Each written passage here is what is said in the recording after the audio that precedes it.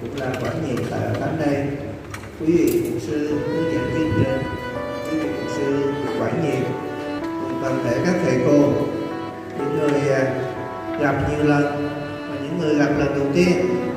Ai là người gặp tôi nhiều lần rồi? Ai là người gặp tôi nhiều lần rồi? Ai là người gặp tôi lần đầu tiên? Có mấy người gặp lần đầu tiên? Cho rất là vui. Mới gặp hay là gặp lần đầu tiên thì chúng ta cũng là anh chị em với nhau ở trong Chúa. Rất là lâu rồi mới quay trở lại đây, nhưng mà tôi biết chắc rằng anh chị em vẫn là những người đang quan tâm đến việc dạy Kinh Thánh cho thiếu nhi, ít nhất là dạy cho con của mình. Có những thiếu nữ sau một thời gian học làm giáo viên rồi đó thì là lấy chồng rồi thì có dạy thiếu nhi không? Thì nói rằng thầy ơi, em không có dạy thiếu nhi nữa. Tại sao vậy? Dạ em lấy chồng rồi em không có dạy được nữa. Nhưng mà tôi nói rằng đâu, em có dạy mà. Thì người đó nói rằng em sinh con này không có dạy. Đâu có, em dạy hai đứa lận.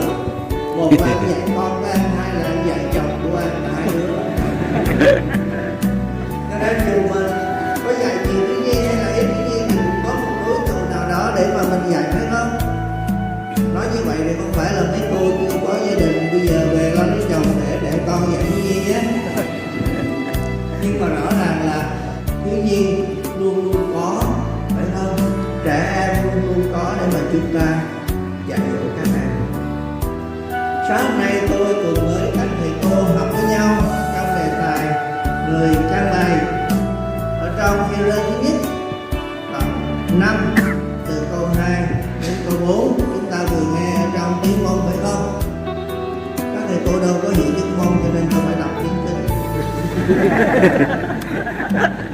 Thì nhiều người đâu các thầy cô giỏi tiếng Kinh hơn tiếng môn mà. Xin đọc ở đây: hãy chăn bầy của Đức Chúa Trời đã giao cho mình, hãy thi hành chức